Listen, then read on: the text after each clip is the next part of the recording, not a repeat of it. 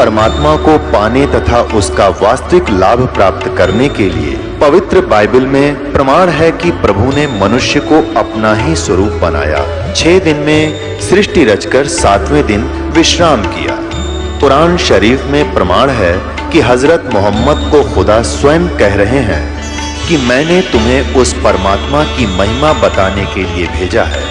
वो परमात्मा कबीर है जिसने 6 दिन में सृष्टि रची तथा 7वें दिन तख्त पर जा विराजा।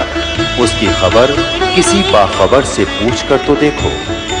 कृपया अवश्य सुनिए जगत गुरु तत्वदर्शी संत रामपाल जी महाराज के अमृत वचन। और तीसरी प्रकार के वे हैं जिनको सतगुरु मिल गए। मानव शरीर प्राप्त प्राणी को जिनको सतगुरु मिल गए तो उनकी किस्मत खुल गई। आप उन पुण्य आत्माओं में से हो, आपको मानव शरीर प्राप्त है और ये दास एक सतगुरु के रूप में आपको प्राप्त हुआ। आपकी किस्मत अन्य प्राणियों से, अन्य मानव से निराली है। अंग्रेजी के अंदर गुड, बेटर, बेस्ट, ये 3 प्रकार के शब्द प्रयोग होते हैं एक अच्छी वस्तु के लिए, अच्छे जेंटलमैन के लिए। तो आप जी उस बेस्ट क्वालिटी के किस्मत पुण्यकर्मी प्राणी हो, किस्मत वाले हो। आप जी को ये सतलोक आश्रम बरवाला, जिला हिसार, हरियाणा में यथार्थ भक्ति मिली और सत्य साधना, सत्य ज्ञान और वो सत्य साहेब यानी अविनाशी परमात्मा, ये तीनों वस्तुएं, तीनों पदार्थ आपको सहज में प्राप्त हुए। आप परमात्मा के वो हीरे मोती लाल हो जिनके लिए वे स्वयं युगों से भटक रहे हैं, लेकिन आपने काल की भांग घड़ी पी रखी थी, जिस कारण से आप और हम सभी उस अपने पिता को पहचान नहीं सके। हमने उनकी उंगली पकड़ी नहीं, हमने इस काल बेईमान की उंगली पकड़ ली अपना पिता जान के, और ये हमें ठगलाया और इसने यहाँ हमें अपने मजदूर बना रखे हैं।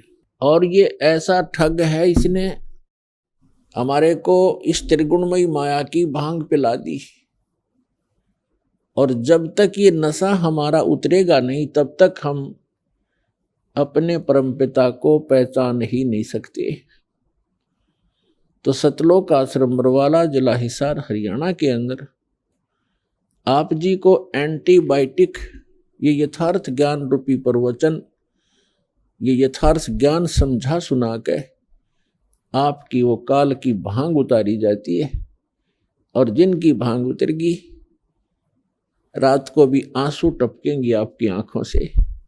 हम कहाँ धोखे में जीवन नाश कर रहे थे, हम किसको भगवान मान बैठे थे, हम क्या टारगेट लेकर जी रहे थे, उद्देश्य क्या था हमारे जीने का? एक माया जोड़ना, संपत्ति बनाना, कोठी बनाना, उच्च पोस्ट प्राप्त कर लेना, बैंकों में खूब जमा कर दें घना घना धन, और अगले दिन मृत्यु हो जाती है। वो जोड़ा जाड़ा यहाँ रह जाता है, और उस जोड़ने में, धन इकट्ठा करने में जितने पाप इकट्ठे किए थे वो साथ लद कर चला जाता है, और 84 लाख योनियों के अंदर कष्ट पे कष्ट उठाता है। इससे बड़ा धोखा इस प्राणी के साथ और हो ही नहीं सकता कि मानव शरीर प्राप्त करके और हम केवल डले ढोने पर लगे हुए हैं। संसारिक परंपराओं के लिए ही हम माया इकट्ठा करते हैं। एक तरफ से इकट्ठा किया, 2 नंबर का काम किया, रिश्वत लिया, चोरी की, और फिर कोठी में लगा दिया या विवाह पर खर्च कर दिया, और उन पापों से लद कर खुद चले गए। वो सारा कुछ यही रह गया। तो पुण्यात्माओं, सौभाग्य आपका, आपको ये सत्य वचन सुनने को प्राप्त हो रहे हैं। पूरा विश्व और असंख्य ब्रह्मांड में जितने भी प्राणी हैं, ये सभी कबीर परमात्मा के बच्चे हैं। वो सबका जनक है, वो हम सबका हमदर्द है। हमारे दुखों को वही सुन सकता है और वही निवारण करने योग्य है। अन्य कोई सक्षम भी नहीं है। हम चाहे किसी के सामने अपनी एप्लीकेशन, अपनी अरदास लगाए बैठे रहें। जो काम मुख्यमंत्री सत्र का हो और हम अरदास लगाते हैं पटवारी के सामने, तो हमारे जैसा मूर्ख नहीं, तो सारी उम्र लगाए बैठे रहे वहां दरखास्त, वो कुछ नहीं कर पाएगा। तो जिन भगवानों की, जिन देवी देवताओं की हम पूजा किया करते थे, जिनसे हम अपने सुख की डिमांड किया करते थे, वो सुख दे ही नहीं सकते। ये तो कबीर परमेश्वर जो सर्वशक्तिमान है, सर्वसक्षम है, जो हमारे मस्तिष्क के अंकों को भी बदल देता है, केवल उसी परमात्मा के सतर का काम था। हमारे को आज तक उस परमात्मा का ही ज्ञान नहीं हुआ कि वो परमात्मा कौन है। आत्मा जिस दिन से भगवान से बिछड़ी थी और इस काल के साथ यहां आगे थे, उसी दिन को इसको एहसास हो गया था कि मेरे से बहुत बड़ी गलती हुई है और मेरा बहुत बड़ा, एक बहुत ही जो सुख में सथल छूट गया है, जैसे मेरा कुछ खो गया है। इसने हमारे को इस त्रिगुणमयी माया के द्वारा सबको मदहोश कर दिया। सबसे पहले इस काल ने 3 पुत्र उत्पन्न किए दुर्गा के संयोग से। दुर्गा इस काल भगवान की पत्नी है, हम जिसके लोक में रह रहे हैं।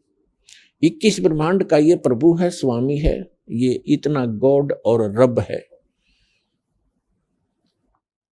तो इसने हमारे को यहां फंसाए रखने के लिए सबसे पहले यह भांग तैयार करी, रजगुण युक्त किया अपने बड़े पुत्र ब्रह्मा जी को और सतगुण युक्त किया अपने मंझले पुत्र, बिचले पुत्र विष्णु जी को, और सबसे तीसरे नंबर के अपने पुत्र शंकर को, शंकर जी को इसने तमोगुण युक्त कर दिया।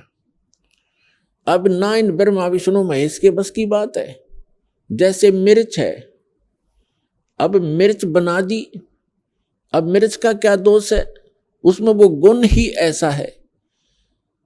तो मिर्च के बस की बात नहीं कि उस मिर्च अपने गुण को स्वयं समाप्त कर सके। इसी प्रकार ये तीनों देवता भले ही अपने लोकों में रहते हैं, ऊपर के ऊपर अपनी इनकी तीनों की अलग से राजधानियां हैं, वहां से बैठकर ये 3 लोक के प्राणियों को, पृथ्वी लोक, ऊपर स्वर्ग लोक और नीचे पाताल लोक के, इन तीनों लोकों के प्राणियों को ये प्रभावित कर रहे हैं। ये इनके इंचार्ज बना रखे हैं। ये 3 मंत्री समझो, एक एक विभाग के, रजोगुण विभाग के ब्रह्मा जी, सतोगुण विभाग के विष्णु जी और तमोगुण विभाग के ये शंकर जी। अब जैसे रसोई के अंदर मिर्चों का छौंक लगाया जाता है, मूल वस्तु साकार रूप में रसोई के अंदर है मिर्च और सब्जी, और उस मिर्चों की वहां से निकली हुई वो सूक्ष्म तरंग, उसका जो प्रभाव अन्य कक्षों में, अन्य रूम्स में बैठे हुए प्राणियों को, घर के सदस्यों को भी प्रभावित कर रही है और उनको छींकें आनी शुरू हो जाती है। तो उन व्यक्तियों की बस की बात नहीं कि वे छींकों को रोक सकें। तो पुण्यात्माओं, आप और हमको, इंक्लूडिंग ब्रह्मा विष्णु महेश जी को, इस काल भगवान ने हमारे को विवश करके यहाँ रखा हुआ है। ब्रह्मा विष्णु महेश जी के शरीरों से वो किरण निकलती हैं, वो तरंगे निकलती हैं, और हम 3 लोक के प्राणियों को वो छींकें आ रही हैं। कौन कौन सी छींकें हैं? काम, क्रोध, मोह, लोभ, अहंकार की। और इनको रोकना आपके बस की बात नहीं। इसका विकल्प बताया परमात्मा ने, एक अल्टरनेट बताया है कि सतगुरु की खोज करो, और सतगुरु कौन होगा, सतगुरु की पहचान क्या होगी, ये हमारे सभी सदग्रंथ भी बताते हैं। सतगुरु की सबसे पहली पहचान बताई है कबीर परमात्मा जी ने अपनी प्यारी आत्मा धर्मदास जी को, कि जो संत मम सत शब्द दृढ़ावे, वा के संग सब राड बढ़ावे। ऐसी संत महंतन की करनी, और धर्मदास में तो से वर्णी। पहली पहचान बताई है कि जो मेरा प्यारा हंस, मेरा भेजा हुआ दास, जिसको मैं सतगुरु बनाकर भेजूंगा। सतगुरु का अर्थ होता है सच्चा ज्ञान प्रदान करने वाला, और सच्ची ही साधना उसके पास हो, और वो अधिकारी हो उस नाम के दान करने का, सभी मर्यादाओं का वो पालन करता हो, जैसे सभी कंडीशन पूरी हो, तो वो सतगुरु होता है। और वो हम मेरे सच्चे ज्ञान का जो प्रचार करता है, जैसे कबीर पंथ तो अनगिन है, कबीर पंथ के अंदर गुरु अनगिन है, और सभी प्रचार करते हैं, किसी का कोई विरोध विवाद नहीं है। हरिदास ने जिस दिन से सच्चा ज्ञान प्रारंभ किया है, उसी दिन से हर तरफ से विरोध प्रारंभ हो गया था, लेकिन परमात्मा साथ होता है तो विरोध लास्ट में व्यर्थ ही होता है उन लोगों का, और फिर उनको पछताने के अतिरिक्त कुछ भी हाथ नहीं लगता। तो ये तो पहली पहचान बताई है। फिर दूसरी बताई है कि सतगुरु के लक्षण कहूँ मधुरे बैन विनोद, 4 वेद 6 शास्त्र वो कहे 18 बोध। सतगुरु का दूसरा लक्षण बताया है कि वो एक विशेष ज्ञान प्रदान करता है, और सर्व सदग्रंथों को आधार मानकर अपना ज्ञान प्रचार करता है। सभी सदग्रंथों का, सभी धर्मों के मूल ज्ञान का वो ज्ञाता होता है। फिर श्रीमद् भगवद गीता के अंदर चौथे अध्याय के 34वें श्लोक में और चौथे अध्याय के 32वें श्लोक में एक विशेष प्रमाण दिया है। गीता ज्ञानदाता ये ब्रह्म है, श्री ब्रह्मा, श्री विष्णु, श्री शिव जी के पूज्य पिताजी हैं ये, और इन तीनों की माता दुर्गा है। तो इसके लोक में हम रह रहे हैं, ये काल है, इसको श्राप लगा हुआ है। 1 लाख मानव शरीरधारी प्राणियों के सूक्ष्म शरीर को, इसके 21वें ब्रह्मांड में एक तपतशिला है जो एक बहुत गुप्त स्थान है। इसके अतिरिक्त यहाँ का प्राणी वहां कोई नहीं पहुंच सकता। ऐसे गुप्त स्थान पर इसने ये अपना जो है एक भोजनालय बना रखे है। तो 1 लाख मानव शरीरधारी प्राणियों के सूक्ष्म शरीरों को वहां तपतशिला, एक बहुत बड़ी तई है पत्थर की, अपने आप ऑटोमेटिक गर्म रहती है, और उसके ऊपर डाल दिए जाते हैं। उनके अंदर से निकाल कर वो सूक्ष्म गंध को जो प्रत्येक प्राणी सारे जीवन में आहार करता है। आप देखते हो यहाँ चलो रोटी, भोजन, काजू, किस्म, सेब, संतरे, हलवे, खीर भी आदमी खाओ, अच्छी बात है। इसके अतिरिक्त और बहुत गुना कबाड़ हमें खिलाता है ये। कोई सुल्फा पीता है, कोई भुक्की पीता है, कोई शराब पीता है, कोई तम्बाकू का आदी है, कोई पान खा रहा है, पेचर पेचर कर रहा है। ये कोई खाने की चीज है? मानो आहार है ये। तो ये क्यों करवाता है? इसलिए करवाता है यार, इनको इतने प्रबल होकर लग जाते हैं, कहते छूटती नहीं, छूटने ये मन नहीं देता। और मन कौन है? ये स्वयं ज्योत निरंजन, ये काल है, 21 ब्रह्मांड का स्वामी है। तो जीव कैसे इससे बाहर हो सकता है? कैसे छोड़ सकता है विकारों को? इस निरंजन का बाप मिले, इस निरंजन से भी शक्तिशाली समर्थ मिलेगा, तब ये मन हटने लगेगा, तब ये दूर भागेगा, तब ये प्राणी विकारों को छोड़ सकेगा। मन को परमात्मा ही रोक सकता है। तो वो परमात्मा समर्थ कबीर परमेश्वर है। तो ये जो सब कुबाड़ हमें खिलाता है, अपने लिए ये मसाला तैयार करता है आपके माध्यम से। फिर जिसने ज्यादा विकार कर रखे हैं उसमें से इसको ज्यादा आनंद आता है और उसको तपस्या पर ज्यादा समय तक भुना जाता है ताकि उसमें से सब गंध निकाल लिया जाए। जीव मरता नहीं, सूक्ष्म शरीर सुरक्षित रहता है, उसमें पीड़ा घनी होती है। सूक्ष्म शरीर के अंदर इन सभी प्राणियों को, मानव शरीरधारी प्राणियों के 1 लाख मानव शरीरधारी प्राणियों को तपस्या के ऊपर ये उनको बुरी तरह तपाता है। और जैसे खील बुनते हैं, चटक पटक करते हैं, ऐसे करते हो प्राणी चटक पटक, और उनमें से सब गंध को निकाल कर फिर उनको भेज देता है, उड़ा देता है। कोई टाइम फिक्स कर रखा है ऑटोमेटिक। फिर ये प्राणी अपने कर्मानुसार धर्मराज के दरबार में पंक्ति में खड़े हो जाते हैं अपने नेक्स्ट लाइफ के लिए क्या आदेश होगा इसका। फिर कर्मानुसार जिसने गधा बनना गधा बनो, राजा बनना राजा बनो, देव बनना स्वर्ग में जाओ, और 84 लाख योनियों का संस्कार है तो वहां भटको और धक्के खाओ। इसने अपना उल्लू सीधा करने के लिए आप जी को यहां रोक रखा है। तो इस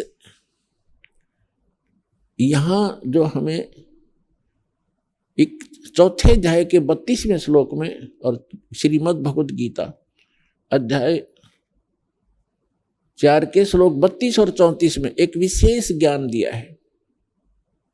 गीता ज्ञान दाता ये ब्रह्म है, ये काल है। गीता अध्याय नंबर 11 के श्लोक नंबर 32 में स्वयं स्वीकार करता है कि अर्जुन मैं काल हूं और इन सभी लोगों को खाने के लिए अब प्रवृत्त हुआ हूं। यदि श्री कृष्ण बोल रहे होते गीता का ज्ञान तो ये नहीं कहते कि मैं अब प्रवृत्त हुआ हूं, अब आया हूं। श्री कृष्ण जी तो अर्जुन के साथ पहले ही विद्वान थे। तो ये जो काल है ये श्री कृष्ण में प्रवेश करके और गीता जी का ज्ञान बोल रहा है। तो इसने गीता के 18 अध्याय बोल दिए, 700 श्लोक बता दिए। उसके बाद इसने गीता अध्याय नंबर 4 के श्लोक नंबर 32 में एक विशेष हिंट दिया है। अब जो सतगुरु की एक ये भी पहचान है कि वो सदग्रंथों के कोड वर्डों को, गूढ़ शब्दों को और उनके अर्थों को वो सतगुरु ही समझता है। तो इसमें क्या बताया है कि गीता अध्याय नंबर 4 के श्लोक नंबर 32 में सारा ज्ञान देता हुआ बीच में हिंट देता है कि मैं जो ज्ञान दे रहा हूं ये कंप्लीट नहीं है। और कंप्लीट यानी पूर्ण यज्ञों की, यज्ञ माने धार्मिक अनुष्ठानों की संपूर्ण जानकारी ब्रह्मणे मुखे, ब्रह्मणे माने उस सत्य पुरुष सच्चिदानंद घन ब्रह्म पूर्ण परमात्मा सर्व सृष्टि रचनहार ने अपने मुख कमल से वो वाणी बोली होती है। वो कंप्लीट ज्ञान है। उसके अंदर आध्यात्मिक अनुष्ठानों की जानकारी विस्तार के साथ कही गई है अर्जुन। और उसको जानने के बाद फिर तू सर्व कर्मों से, सभी पापों से मुक्त हो जाएगा। अब सच्चिदानंद घन ब्रह्म ने जो ज्ञान अपने मुख कमल से बोला है वो वाणी है, वो तत्व ज्ञान है, वो सूक्ष्म वेद है। जो गीता, वेदों, पुराणों, कुरान और बाइबल 3 पुस्तकों का संग्रह है। एक तौरात, जबूर और इंजिल, उसको बाइबल कहते हैं। तीनों के को इकट्ठा जल्द किया हुआ। तो इनके ज्ञान से अन्य ज्ञान है वो जो सच्चिदानंद घन ब्रह्म ने अपने मुख कमल से बोला है। अब चौथे अध्याय के 34वें श्लोक में कहा कि अर्जुन उस तत्व ज्ञान को जो स्वयं आकर के परमात्मा ने बोला है, और ये जो ज्ञान है गीता का, पुराणों का, वेदों का, गीता वेद और कुरान और बाइबल के अंदर 3 पुस्तकों का संग्रह है। ये जो ज्ञान है ये इस काल भगवान का दिया हुआ है, इसने बोला है, और ये इनकम्प्लीट है। जैसे 10वीं कक्षा का सिलेबस होता है और कोई ये कहे कि ये 10वीं कक्षा का जो पाठ्यक्रम है और कहे कि बीए और एमए का भी यही है, तो वहाँ ऑब्जेक्शन है हमें कि आपको समझ नहीं आई, ये 10वीं तक का, मैट्रिक तक का सिलेबस है, ये बीए और एमए का नहीं है। लेकिन सहयोगी होता है, नीचे की पढ़ाई ऊपर की पढ़ाई में सहयोग देती है, वो जानकारी हमारे साथ रहती है, वो गलत भी नहीं कह सकते। जैसे एक भक्त ने किसी से डिस्कस करते हुए इस ज्ञान के आधार से उसने कहा, तो किसी ने कहा कि वेद और गीता को आप इनकम्प्लीट क्यों बताते हैं आपके गुरुजी? उसने उदाहरण दिया कि जैसे आपने 80 में एक बोर्ड पढ़ लिया जिस पे एरो लगा हुआ था और वहां लिखा था बरवाला, आगे लिखा था 35 किलोमीटर।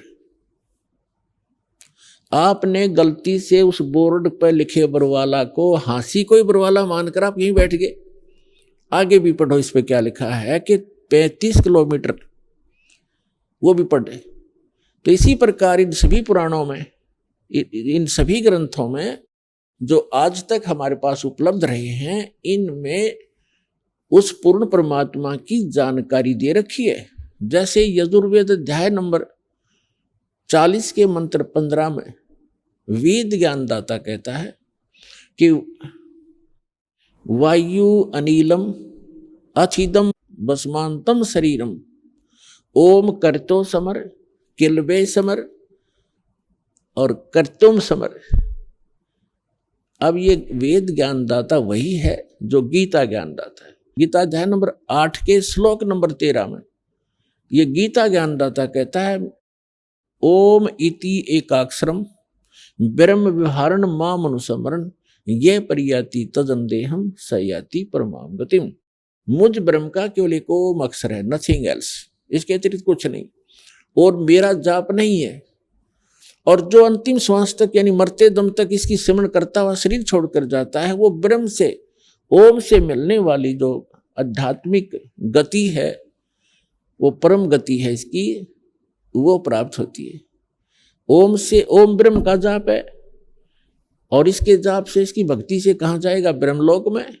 गीता अध्याय नंबर 8 के श्लोक नंबर 16 में तुरंत कहा है कि ब्रह्मलोक पर्यंत, वहां तक के भी सभी लोग पुनरावृत्ति के अंदर हैं, वहां गए प्राणी भी जन्म और मृत्यु के चक्कर में रहते हैं।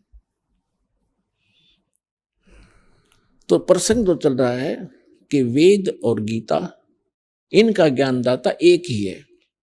ये तो है, यहां लिखा है।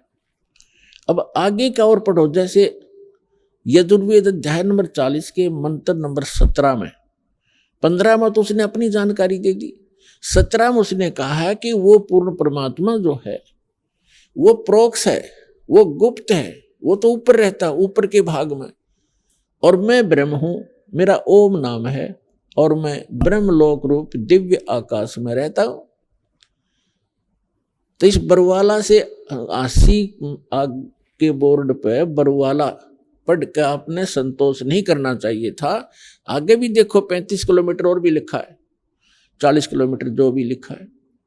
तो इससे अगला भी एक श्लोक है, इसमें भी देखिएगा, यजुर्वेद अध्याय नंबर 40 के मंत्र नंबर 17 में उसकी जानकारी है। आप बैठ गए, ये ऋषि महर्षि जितने फेल हुए हैं, ये इसी कारण से है कि इनको सतगुरु नहीं मिले।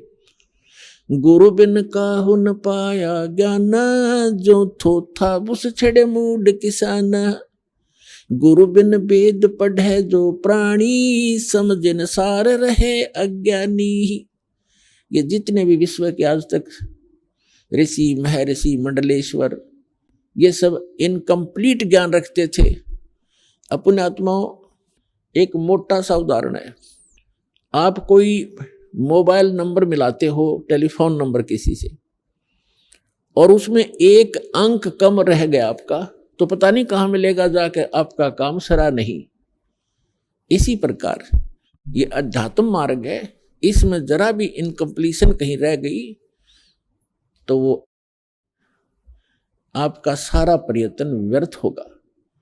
इसलिए पूर्ण संत, पूर्ण ज्ञान और पूर्ण भगवान, और फिर शिष्य भी पूरा हो, तब जाकर के ये बात बनेगी, कम आपका कल्याण होगा। तो प्रसंग जो चल रहा है, गीता ज्ञान दाता चौथे अध्याय के 32वें श्लोक में बता रहा है कि मैं उस कंप्लीट स्पिरिचुअल नॉलेज से परिचित नहीं हूं, संपूर्ण अध्यात्म ज्ञान से परिचित नहीं हूं, और वो ज्ञान है कंप्लीट जो परमात्मा ने स्वयं आकर अपने मुख से बोला है। वो सूक्ष्म वेद है, वो कबीर वाणी है। फिर चौथे अध्याय के 34वें श्लोक में कहा कि अर्जुन, उस तत्व ज्ञान को किसी तत्वदर्शी संतों के पास जाकर समझ, उनको दंडवत प्रणाम करने से, कपट छोड़कर प्रसन्न करने से, सरलता पूर्वक, तो वो तत्वदर्शी संत तुझे उस तत्व ज्ञान का उपदेश करेंगे। इससे सिद्ध हो गया कि गीता के जी के अंदर वो ज्ञान नहीं है जो तत्व ज्ञान है, जिसको हम सूक्ष्म वेद बोलते हैं। अब तत्वदर्शी संत की पहचान बताई है गीता अध्याय नंबर 15 के श्लोक नंबर 1 में। उसमें क्या बताया है कि ऊर्ध्व मूलम अधः शाखम अश्वत्थम प्राहु अव्यम छंदासी यस्य पर्णानि ये तम वेद सवेदवित्। ये संसार रूपी उल्टा लटका हुआ पीपल का वृक्ष है, एक दृढ़, और पत्ते आदि इसके विभाग हैं, पार्ट्स हैं। और जो संत इस संसार रूपी उल्टे लटके हुए वृक्ष के सभी विभागों को भिन्न भिन्न बताएगा, स वेदवित। वेदवित माने वो तत्व ज्ञान से परिचित है, वो वेद के तात्पर्य को जानने वाला है, अर्थात वो तत्वदर्शी संत है। तो पुण्यात्मा, जिस समय परमेश्वर, वैसे तो ये परमेश्वर हमारे लिए भटक रहे हैं, जिस दिन से हम अपने पिता को छोड़कर आए थे, इनको तो मालूम था कि इनके लिए बूंदी बनेगी, बुरा बनेगा इनके साथ, लेकिन क्या करे बाप, जब बेटा बेटी अपनी बकवादों पर स्वयं ही जा मरे कहीं पर। जैसे पुण्यात्माओं, हमने ऐसी भारी गलती कर रखी है, जो हमें सजाएं यहाँ मिल रही है, कुत्ते गधे बना के सिर में कीड़े पड़े, टांग टूट जा, भुगत का मरे, किसी का कैंसर होगी, किसी का बेटा मर गया, किसी की बेटी मर गई, खुद को बुरा हाल हो रहा है। तो ये सजाएं हमारे लिए थोड़ी हैं जो गलती हम कर चुके हैं। आपकी जब जितनी भांग उतरती चली जाएगी, नशा कम होगा यहाँ के अज्ञान का और इस काल भगवान का, उस समय आपको ये दास के एक एक वचन हृदय में लगेंगे जाके, और ये लगेंगे आपके अंदर के, उस फोड़ेंगे आपको, जो आपके अंदर एक जमा हो गया गंध, अज्ञान, हमें पता नहीं था, तो ये आपको फिर पता लगेगा। फिर उतना ही आप में कसक बढ़ती चली जाएगी। हमने सतलोक में सारे सुख थे। जितने भी नकली संत हैं आज तक का, किसी का इतिहास उठाकर देख लो, वेदों के जानकार विद्वान कहलावें और परमात्मा को निराकार बतावें। धिक्कार है सिर्फ ऋषि और मह ऋषियों को और मंडलेश और संतों को। वेदों में साकार है, नर आकार है, परमात्मा ऊपर के लोक में रहता है, वहां से गति करके आता है और अपनी अच्छी आत्माओं को ज्ञान प्रचार के लिए, ज्ञान देने के लिए आता है। ऐसे बाइबल के अंदर उत्पत्ति ग्रंथ में स्पष्ट किया है कि परमात्मा ने 6 दिन में सृष्टि रची और उसने 6ठे दिन मानव को रचा और उसको अपने जैसा रचा, अपने जैसी उसकी अपने स्वरूप के अनुसार उसकी उत्पत्ति की, नर और नारी करके उसको उत्पन्न किया। तो कैसा है भगवान? सारा ईसाई समाज कहता है गॉड इज फॉर्मलेस, कोई बात हुई? परमात्मा निराकार है। पूरा हिंदू समाज कहता है भगवान निराकार है। पूरा सिख समाज कहता है परमात्मा निराकार है। तो ये, और ऐसे ही पूरा मुसलमान धर्म कहता है परमात्मा बेचून है, निराकार है। और सभी सदग्रंथ, हमारे धर्म ग्रंथ बताते हैं परमात्मा से शरीर है, नर आकार है, मनुष्य सदृश है, उसका नाम कबीर है। और वही परमात्मा है जो काशी के अंदर एक धानक रूप में, एक जुल्हा रूप में आए थे। ये परम परमात्मा है, सबके जनक हैं, ये हमारे हमदर्द हैं। तो जो प्रसंग चल रहा है हम उसी पर आते हैं कि वो परमात्मा हमारे लिए भटक रहे हैं और युगों युगों से भटक रहे हैं, लेकिन हम उस परमात्मा को पहचान नहीं पा रहे, क्योंकि हम इस काल भगवान ने इन नकली दूत बेच के अज्ञानी करा दिए।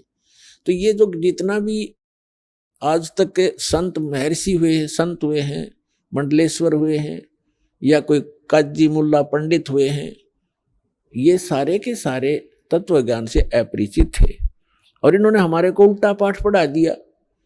अब वो उल्टा पाठ पढ़ा हुआ आज तक आड़े आ रहा है। दास ने सन 1994 से लेकर आज 2013 तक लगभग 19 वर्ष हो गए संघर्ष करते रहे, और जब जाकर के इतना कुछ जेल तक भेज दिया, झूठे आरोप लगा कर, झूठे मुकदमे बनवा के, नकली संत ऋषि आचार्यों और दुष्ट लोगों ने। कोई बात नहीं, परमार्थ के लिए हमें कितना भी कष्ट हो, लेकिन हमारा मिशन सफल हो, ताकि विश्व का कल्याण हो, सब प्राणी परमात्मा को पहचाने और सतलोक जाएं। दास का इतना उद्देश्य है। और धिक्कार है उनको, बाइबल के पढ़ने वालों को, जो परमात्मा को फॉर्मलेस बताते, उसका कोई आकार नहीं। ऐसे धिक्कार है कुरान शरीफ के पढ़ने वालों को, निराकार बताते हैं। और सूरत फुरकानी 25 आयत 52 से 59 में स्पष्ट किया है कि वो परमात्मा कबीर है। और जिस परमात्मा ने 6 दिन में सृष्टि रची, 7वां दिन आसमान और जमीन के बीच में जो कुछ है सबको उत्पन्न किया, और फिर तख्त पर जा विराजा। तख्त माने सिंहासन। जैसे हम पढ़ा करते इतिहास में कि दिल्ली के तख्त पर 12 वर्ष की आयु में अकबर दिल्ली के तख्त पर राजगद्दी पर बैठा। दिल्ली के तख्त पर तख्त माने सिंहासन। तो ऐसे ही वेदों में लिखा है कि परमात्मा देखने में राजा के समान है, वो सिंहासन पर बैठा है, ऊपर के लोक में धूलोक के तीसरे पृष्ठ पर। तो पुण्यात्माओं, तो यहां वही प्रश्न आता है कि गुरु बिन काहू न पाया ज्ञाना, जो थोथा बूझड़े मूड किसाना। गुरु बिन वेद पढ़े जो प्राणी, समझे न सार रहे अज्ञानी। तो पुण्यात्माओं, जब आपको ये ज्ञान समझ में आओगा कि 21 ब्रह्मांड में कोई सतगुरु नहीं है वर्तमान में इस दास के अतिरिक्त, इसको अभिमान समझो, अर्थे सच्चा ज्ञान समझो। और कुछ दिनों में समझ में आ जाएगी, क्योंकि दास ने सभी महापुरुषों के अनुभव पढ़े और प्रत्येक धर्म ग्रंथ पढ़े। प्रत्येक धर्म, वर्तमान के जितने भी मार्गदर्शक हैं, अपने ही सदग्रंथों से अपरिचित, तो वो खाक गुरु है। गुरु खाक सतगुरु है वह। और सतगुरु से नीचे कोई अपनी जो है ना पोस्ट नहीं बताता, सतगुरु से नीचे कोई बात नहीं करते। सभी बोले श्रद्धालु कहते हमारे सतगुरु हैं। तो सतगुरु का जब ज्ञान होगा तब आपको पता चलेगा कि सतगुरु किसे कहते हैं। तो उसके लिए परिचय कराया जा रहा है। तो जैसे प्रसंग एक पॉइंट को पुण्यात्माओं आपके हृदय में जमाने के लिए एक बिंदु पर बहुत से उदाहरण दिए जाते हैं, तब जाकर के आपका अंदर का मैल, वो अज्ञान खुरचा जाता है। और उसको खुरच के ही, जैसे समझदार पेंटर जो होता है, पुराने पेंट ने खूब तारेगा, 20-20 बार रेग मारना पड़े भले उसको, तभी वो ओरिजिनल पेंट ठहरेगा उस पर, ना वो टिकने ना दे, उसने पापड़ी पाट जा। तो इसलिए दास को पता है कि जब तक पुराने रंग को नहीं उतारा जाएगा तो नेक्स्ट टिक ही नहीं सकता। तो यहां जो प्रसंग चल रहा है कि गीता अध्याय नंबर 15 के श्लोक नंबर 1 में कहा है कि ऊर्ध्व मूलम अधः शाखम अश्वत्थम प्राहु अव्यम छंदासी यस्य प्रणानी यतम वेद स वेदवित। उल्टे लटके हुए संसार, उल्टा लटका हुआ, ऊपर को मूल जड़ है, नीचे को तीनों गुण रूपी शाखा है। ये एक संसार रूपी वृक्ष कहा गया है और इसके पत्ते आदि सब इसके विभाग हैं, छंद हैं। और जो संत इसके सभी विभागों को जानता है वो तत्वदर्शी संत है। बिल्कुल सबसे बेस्ट पहचान बता दी। ये भी एक, इन पहचानों में से एक, ये भी एक विशेष पहचान है। अब जब परमात्मा अपने नियमानुसार प्रत्येक युग में आते हैं, अच्छी आत्माओं को मिलते हैं, जैसे कलयुग के अंदर किन किन महापुरुषों को मिले, आदरणीय धर्मदास साहिब जी को, आदरणीय मुलुकदास साहिब जी को, आदरणीय नानक साहिब जी को, नानक देव साहिब जी को, आदरणीय दादू दास साहिब जी को, आदरणीय गरीबदास साहिब जी को, गांव छुड़ानी जिला झज्जर हरियाणा वाले को, आदरणीय घीसा दास साहिब जी को, गांव खेखड़ा अब जिला बागपत बताते हैं, पहले मेरठ था, और उत्तर प्रदेश वाले को, और आदरणीय स्वामी रामानंद जी काशी वाले को। उस समय स्वामी रामानंद जी पंडित वर्ण में जन्मे थे। 104 साल के स्वयं स्वामी रामानंद जी थे और 5 वर्ष के परमात्मा लीला में शरीर में 5 वर्ष के थे, लीला कर रहे थे। एक 5 वर्ष के बालक रूप में उपस्थित परमेश्वर ने 104 वर्ष के पंडित की गिग्गी बांध दी ज्ञान में। चारों वेदों का ज्ञाता माना जाता था, पुराणों का मर्मज्ञ ज्ञाता, गीता और वेदों को कहते हैं बड़ा अच्छी तरह जाना स्वामी रामानंद जी ने।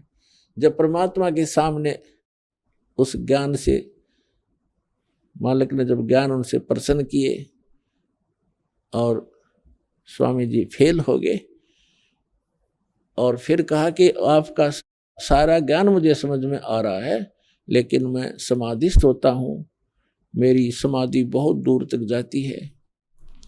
परमात्मा बोले आप समाधित होते हो स्वामी जी इस शरीर के अंदर, एक अंड कहो, एक पिंड कहो, एक ब्रह्मांड कहो, इस जो बॉडी में शरीर में आप जो कुछ भी धुन सुनते हो, जो भी आप प्रकाश देखते हो, इसके अंदर जो भी आप और अन्य लोक देखते हो, ये एक ब्रह्मांड का सांग है, सारा एक ब्रह्मांड का साजबाज है। और हमने असंख्य ब्रह्मांडों के पार जो हमारा देश है, अंड और पिंड, इन सब के पार सो देश हमारा है, वहां हमारा मूल ठिकाना है। हमने जाना वहां है। आप डले ढोरे इस बॉडी में, कान मूंद के आंखें बंद करके धुन सुन लो, इसमें कुछ भी सुन लो, सब काल की धुन है, काल के साजबाज है। और इस काल भगवान ने ऊपर के लोगों की नकल कर रखी है जो सतलोक के अंदर है। तो यहां हमारे को धोखा देकर, मिसगाइड करके, भ्रमित करके, अज्ञानी बना के इसने रोक रखा है। अब सतगुरु आए दया करी, सतगुरु आए दया करी, ऐसे दीन दयाले, बंदी छोड़ वृत्तास का, जठरग्नि प्रतिपाले। सतगुरु आए दया करी। गरीबदास जी महाराज को जो जिन महापुरुषों का दास ने अभी रेफरेंस दिया है कि जिन पुण्यात्माओं को परमात्मा आकर मिले, जो उनका एक विधान है प्रत्येक युग में, तो उनमें से आदरणीय गरीबदास साहिब जी गांव छुड़ानी जिला झज्जर वाले को विशेष ज्ञान दिया। पहले के महापुरुषों को, धर्मदास जी को विशेष ज्ञान दिया था। उसके बाद फिर अन्य महापुरुषों को भी, जैसे आदरणीय नानक साहिब जी को भी ज्ञान दिया, और उनका जो विशेष ज्ञान था वो संग्रह नहीं हो सका। एक उनका विशेष ज्ञान था प्राण संगली के अंदर, उसमें बहुत से अध्याय जो यथार्थता से भरे हुए थे वो छोड़ दिए गए और ना गुरु ग्रंथ साहिब में लिए गए। वो कारण भले कुछ भी रहा हो, वो ज्ञान उनको भी सही मिला था, क्योंकि परमात्मा परिचित कराए थे नानक जी को, सतलोक लेकर गए थे, फिर वापस छोड़ा था, लेकिन वो ज्ञान कंप्लीट नहीं मिला। अब गुरु ग्रंथ साहिब को संग्रह करते समय जो 5वें गुरु अर्जुन देव जी थे, सिख गुरु, उनका दृष्टिकोण ये रहा कि जैसे भाई बाला वाली जन्म साखी में, समुद्र की साखी में एक प्रमाण आता है, बालाजी ने और मर्दाना जी जो उनके साथ विशेष सेवक रहते थे, उन्होंने प्रार्थना की कि हे भगवान हमें श्रीलंका की सैर कराओ। तो उन्होंने कहा आंखें बंद करो। आंखें बंद करके खोली तो समुद्र के किनारे खड़े थे, और फिर कहा नानक साहब जी ने कि मेरे साथ समुद्र के ऊपर आ जाओ, मेरे पीछे पीछे चल पड़ो। तीनों ऐसे चल पड़े जैसे थल पर चलते हैं, और साथ में ये भी कहा कि तुम वाहे गुरु जपते रहना। और नानक साहब जी उस सतनाम का जाप कर रहे थे 2 अक्षर का। तो मर्दाना ने सोचा कि गुरुजी तो ये 2 अक्षर का नाम जाप कर रहे हैं, जिसमें एक ओम है, एक तत् सांकेतिक है। तो मर्दाना जी को शंका हुई कि हमने भी गुरुजी जो जप रहे हैं, हमने जपना चाहिए इस मंत्र को। तो मर्दाना भी वो 2 अक्षर के मंत्र का जाप करने लग गया। तो वो डूबने लग गया, गोते खान लग गया, डूबा डूबा। तब नानक साहब जी ने देखा और कहा मर्दाना तो ये मेरी नकल मत कर, तेरे को जो मैंने आदेश दिया उसी का जाप कर। तो यहां पूरे सिख समाज के उन गुरुओं के हृदय में यह बात समा गई कि गुरु नानक देव जी ने इस सतनाम का जो 2 अक्षर का नाम है, इसके जाप करने की सख्त मनाही कर दी। यदि कोई जाप करेगा तो उसको गुरु जी की आज्ञा की अवहेलना हो जाएगी और घना दुख हो जाएगा। जैसे मर्दाना मरता मरता मर जाता, डूब जाता, उन्होंने बचा लिया। तो ये दृष्टिकोण रहा गुरु ग्रंथ साहिब के अंदर जो वाणी संग्रह करते समय, जिनमें ये मंत्र नानक साहब जी ने प्राण संगली का अर्थ ही होता है, प्राण माने श्वास, श्वास के द्वारा के ऊपर पूरा विवेचन दिया हुआ था। जैसे कबीर साहब कहते श्वास उश्वास में नाम जपो, व्यर्था श्वास मत खो, ना जाने इस श्वास को आवड़ हो कि ना हो। आप आरती में पढ़ते हो श्वासा पारस भेद हमारा, जो खुद जैसे उतरे पारा। ये प्राण संगली है। इसका विस्तार से वर्णन किया था दोनों मंत्रों का, लेकिन तीसरे मंत्र की फटक किसी को नहीं लगने दी, किसी भी महापुरुष ने। तो यहाँ एक लीला थी उनकी। जैसे हम भाई बाला वाली जन्म साखी को पढ़ते हैं, उसमें एक बार बालाजी बता रहे हैं कि गुरु नानक देव जी ऊपर गए, जहां तख्त के ऊपर, सिंहासन के ऊपर निरंकार बैठा था।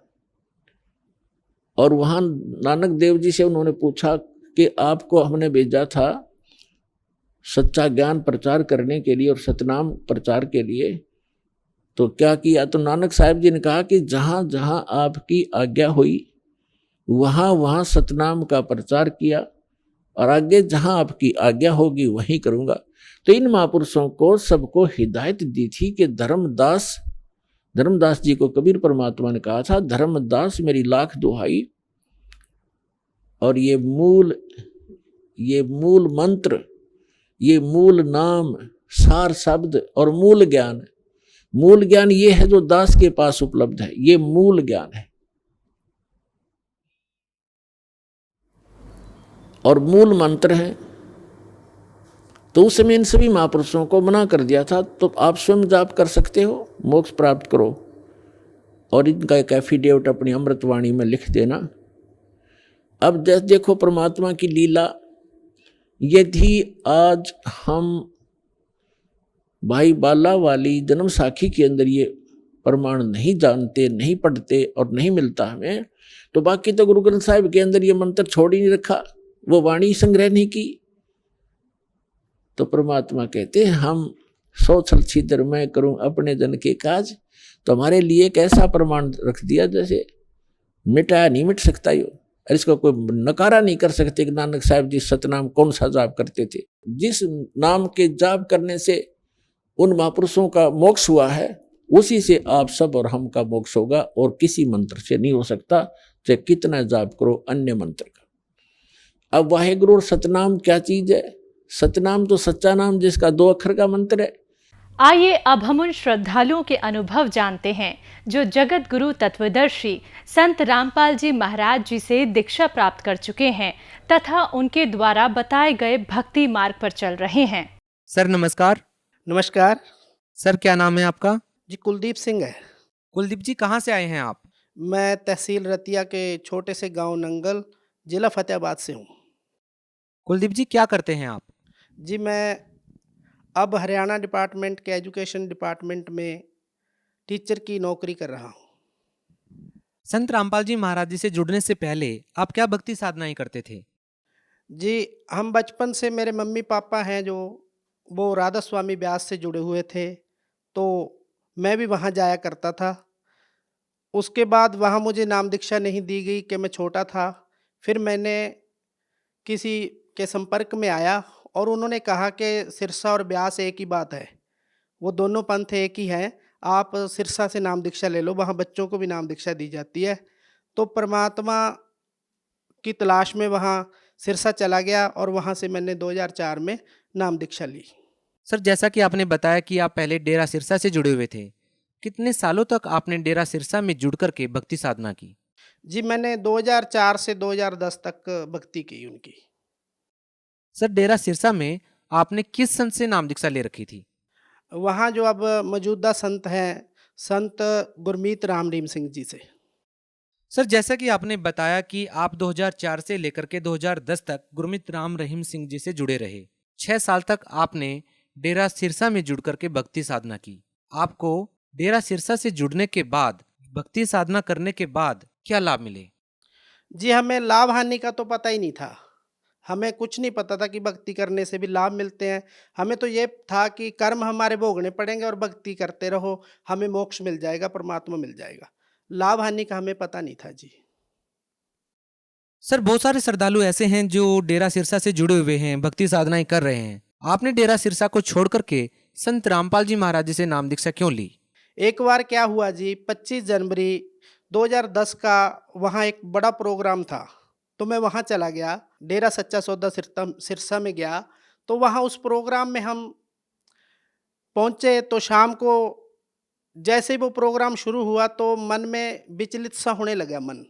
और क्या हुआ, वहाँ बिल्कुल मन नहीं लगा मेरा और आंखों में पानी आने लगा। मैं रोने लगा, जोर जोर से चिल्ला रहा कि हे परमात्मा, आप कहाँ हो, आप कैसे मिलोगे, आपको पाने का तरीका क्या है मालिक। मैं इतनी साधना कर रहा हूँ, मैं 2004 से आपकी दिन रात भक्ति सिमरन कर रहा हूँ, आप मुझे मिलते क्यों नहीं, आप कैसे मिलोगे परमात्मा। जो तो ये तड़फ मेरे अंदर आई। तो उसके बाद वक्त जी मेरा वहाँ मन नहीं लगा। मैं चुपचाप आके, हम बस ले गए थे, बस में बैठ गया।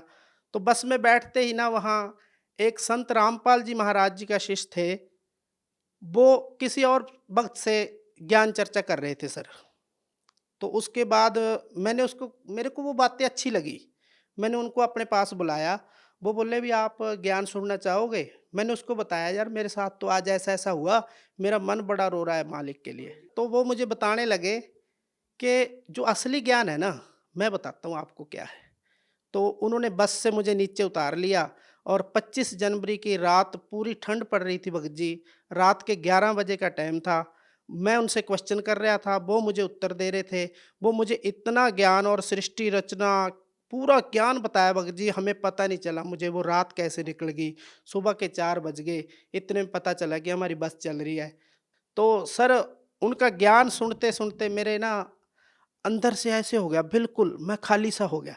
ओहो हो परमात्मा, आपका ज्ञान तो ये था, हम कहाँ थे मालिक। तो उसके बाद ऐसी प्रेरणा हुई, मालिक की दया हुई, तो 29 जनवरी 2010 को परमात्मा ने मुझे शरण में ले लिया। संत रामपाल जी महाराज जी से नाम दीक्षा ले ली मैंने। सर, परमात्मा की तलाश में आप डेरा सिरसा से जुड़े, डेरा व्यास से जुड़े, लेकिन आपकी जो वो खोज थी, जो तलाश थी, वो पूरी नहीं हुई। उसके बाद आप संत रामपाल जी महाराज जी से जुड़ते हैं। तो क्या संत रामपाल जी महाराज से जुड़ने के बाद आपकी जो परमात्मा पाने की जो तलाश थी वो पूरी हुई? संत रामपाल जी महाराज की शरण में आकर हमें पता चला कि वो असली मंत्र कौन से हैं और किस तरह की साधना करनी चाहिए। तो उसके बाद हमने वो साधना करनी शुरू कर दी। आज पता चला कि परमात्मा कौन है, कैसे हैं और कैसे मिलते हैं। सर, हमने संत रामपाल जी महाराज के हजारों अनुयायियों के इंटरव्यू किए हैं और हर एक श्रद्धालु को बहुत सारे लाभ मिले हैं। सर, आपका क्या अनुभव रहा है संत रामपाल जी महाराज जी से जुड़ने के बाद? एक बार मैं बाइक पे जा रहा था, अचानक आगे से खच्चर आ गई और मेरी बाइक उससे टकराई। बाइक इतनी भयानक टकराई कि बाइक नीचे खतानों में जा गिरी और मेरा भी एकदम से नीचे गिरा। मुझे नहीं पता उस टाइम क्या हुआ क्या ना हुआ।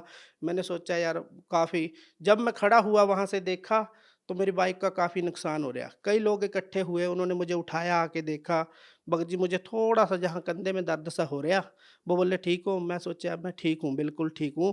तो उसी टाइम मुझे परमात्मा की याद आई कि हे मालिक, आज आपने बचा लिया, नहीं इतने बड़े भयानक एक्सीडेंट से मैं बच नहीं पाता। संत रामपाल जी महाराज की शरण में आने के बाद मैंने जब उनका ज्ञान सुना, इतना सच्चा ज्ञान सुना ना, तो मुझे लगा कि डेरा सच्चा सौदा में जाकर तो मैंने अपना जीवन ही बर्बाद किया। तो एक दिन ऐसा हुआ कि मैं जाकर यार डेरे वालों से पूछूं तो सही, भी आप ऐसा ज्ञान क्यों दे रहे हो? जब आपके पास सच्चा मार्ग नहीं है तो क्यों गुमराह कर रहे हो हमें? तो एक दिन भगत जी मैं डेरा सच्चा सौदा चला गया। वहाँ जाकर मैंने कैसे ना कैसे मुझे टाइम मिला कि राम रहीम जी से बात हो। मैंने वहाँ जाके उनसे बातचीत की। बातचीत करते ही मैंने उनसे क्वेश्चन करने शुरू कर दिए, तो उन्होंने फिर मेरे से माइक छीन लिया वहाँ से कि आप ऐसे क्वेश्चन नहीं करोगे। वहीं हमारे बंगीदास जी बैठे थे हमारे गाँव के। उन्होंने स्क्रीन पर मेरी फ़ोटो देखी कि ये तो हमारे गाँव का है। वो मेरे पास चले आए। वो आके बोले, यार ये तो पूर्ण अवतार हैं, कुल अवतार हैं, कुल मालिक हैं। आप इनसे ऐसे क्वेश्चन कर रहे हो? आप ऐसे करो, आप तो इतने पढ़े लिखे हो, इनसे ऐसे कहो कि मुझे नौकरी दे दे। पर मैंने क्या किया, मेरे मन में था कि मैं तो संत रामपाल जी महाराज की शरण में हूँ, मुझे मांगने की कोई ज़रूरत नहीं है कि परमात्मा संत रामपाल जी महाराज अपने आप ही मुझे नौकरी दे देंगे। तो कुछ ही दिन निकले भगत जी, मेरे घर एक लेटर आया। उस पे था कि आपको इंटरव्यू के लिए बुलाया गया है, केंद्रीय विद्यालय में मेरा इंटरव्यू था। अभी मैं उसकी तैयारी कर रहा था भगत जी। तो तैयारी करते करते मेरा एक और लिस्ट आउट होगी भगत जी, पटवारी वाली। तो हरियाणा में रेवेन्यू डिपार्टमेंट में मैं रेवेन्यू पटवारी की पोस्ट पर सेलेक्ट हो गया। तो फिर मैंने वो इंटरव्यू नहीं दिया, तो मैं सीधा रेवेन्यू पटवारी की पोस्ट पर मैं कार्यरत हो गया। वहाँ मैंने ट्रेनिंग की और अपना वहाँ कार्यभार संभाला। तो वहाँ पर वो एक भ्रष्ट सा डिपार्टमेंट है, वहाँ पर रिश्वत लेना देना बहुत था। तो हमारे संत रामपाल जी महाराज जी हमें ये शिक्षा देते हैं कि आपने ना तो रिश्वत लेनी है और ना किसी को रिश्वत देनी है। तो उस के चक्कर चलते भगत जी मैंने वो नौकरी छोड़ दी और अपनी जे एजुकेशन डिपार्टमेंट में टीचर की नौकरी आके ज्वाइन कर ली। तो उसके बाद भगत जी एक बार मेरा बेटा ना छोटा सा था साल का, तो वो खेलता खेलता एक इंजेक्शन वाली शीशी सी उठा लाया। उठाकर उसने क्या किया, चूल्हे में फेंक दी और आगे बैठ के आग सेकने लगा। उसमें जैसे ही गैस बनी वो कांच की शीशी एकदम फट के उसकी आंख पर लग गई।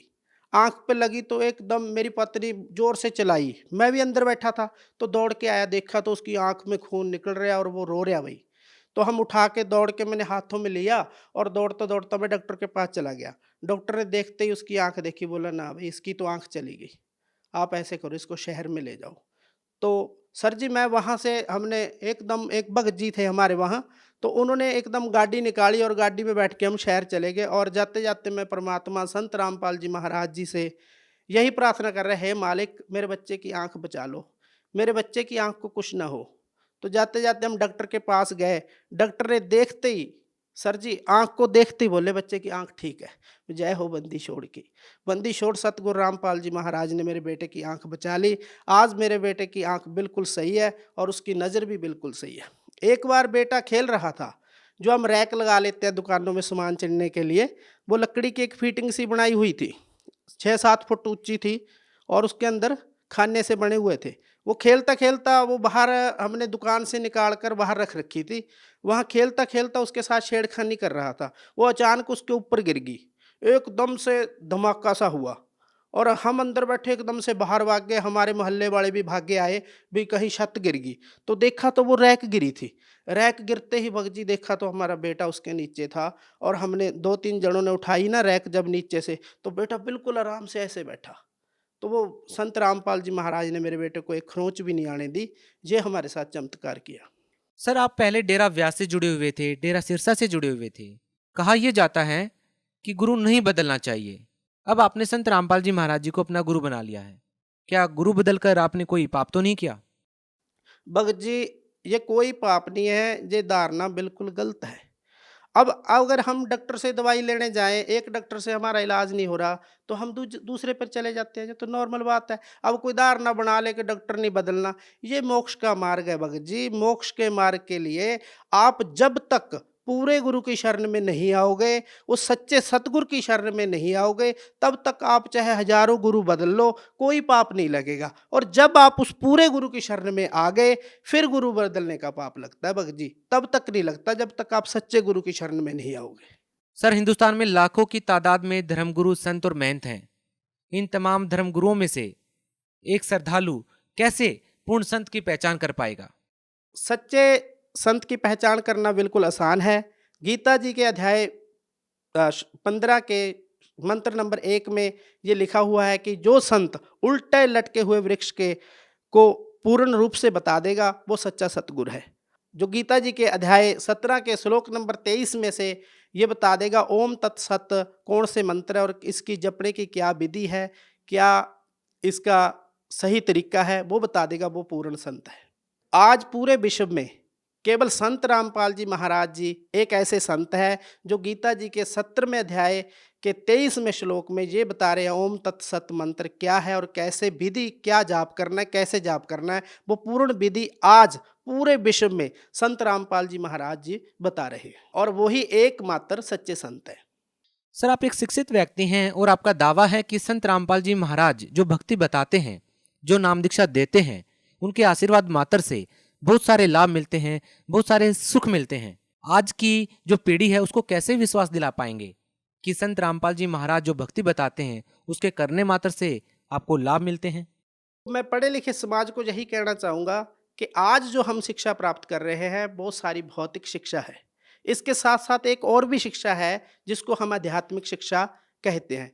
वो आध्यात्मिक शिक्षा आप संत रामपाल जी महाराज की शरण में आओ तो संत रामपाल जी महाराज जी से नाम दीक्षा लेने के बाद, उनके द्वारा बताई गई भक्ति विधि के बाद आपको ये पता चलेगा कि वास्तविक में ही किसी संत के आशीर्वाद से आपको लाभ हो सकते हैं। आप भगत समाज को क्या संदेश देना चाहेंगे? जी, भक्त समाज से तो मेरी हाथ जोड़कर यही प्रार्थना है कि आज पूरे विश्व में सैकड़ों संत हैं, चाहे कोई ऋषि है, मंडलेश्वर है, कोई पास्टर है, कोई भी है, मौलवी है, आज उनके पास पूरा ज्ञान नहीं है। आज उन सभी के पास अधूरा ज्ञान है, ना ही उनके पास मोक्ष मार्ग है। तो आप सभी भक्त समाज से मैं यही विनती करूँगा कि आप संत रामपाल जी महाराज जी के शरण में आओ, उनसे पूर्ण ज्ञान और पूर्ण वो भक्ति मोक्ष मार्ग की विधि प्राप्त करो और वहाँ से नाम दीक्षा प्राप्त करो और अपना कल्याण करवाओ। अगर कोई व्यक्ति संत रामपाल जी महाराज से नाम दीक्षा लेना चाहता है तो वो उनसे कैसे नाम दीक्षा ले सकता है? तो सर, आज तो संत रामपाल जी महाराज जी से नाम दीक्षा लेना बहुत आसान हो गया है। आप YouTube पर जाओ या किसी भी और सोशल मीडिया किसी भी प्लेटफॉर्म पर जाओगे आप ऑनलाइन, या आप टीवी पर अनेकों चैनलों पर संत रामपाल जी महाराज जी के सत्संग चल रहे हैं।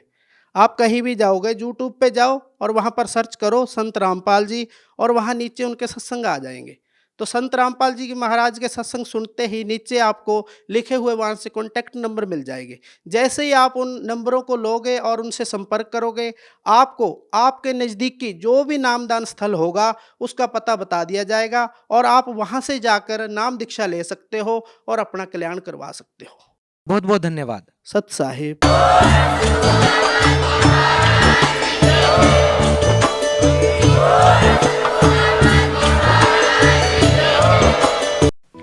आप सुन रहे थे जगत गुरु तत्वदर्शी संत रामपाल जी महाराज के मंगल प्रवचन।